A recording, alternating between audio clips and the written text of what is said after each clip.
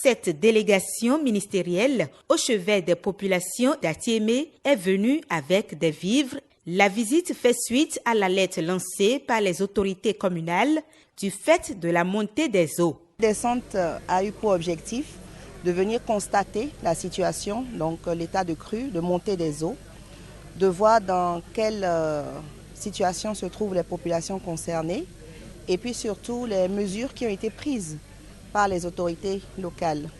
C'était le moment de pouvoir donner le témoignage du gouvernement de solidarité vis-à-vis des populations concernées et surtout de sensibiliser les populations d'Atiémé et des environs, des zones touchées, à respecter les consignes de sécurité données par les autorités locales.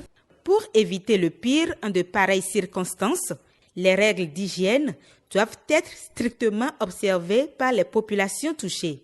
Nous avons été dépêchés, ma collègue des Affaires sociales et moi, accompagnés du directeur général de l'Agence nationale de la protection civile, pour nous assurer que toutes les mesures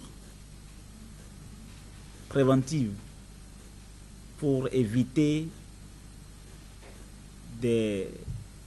la survenue de phénomènes préjudiciables, notamment des cas de décès ou de survenue de maladies liées au péril hydrofécal, ne puissent survenir.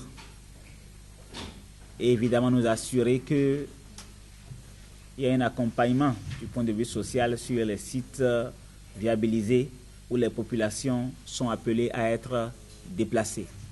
Et je voudrais finir en vous remerciant pour les efforts qui ont été déployés et en vous assurant du soutien inconditionnel du gouvernement et en premier lieu de son chef, le président Patrice Talon.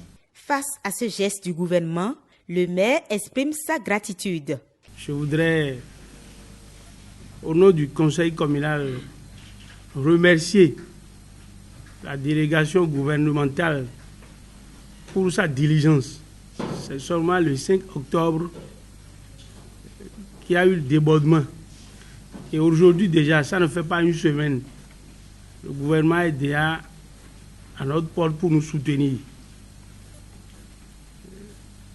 Le simple fait de venir nous demander l'état des lieux, c'est déjà un satisfecit psychologique et moral qu'il faut saluer. Les inondations à Atiémé et environ sont cycliques.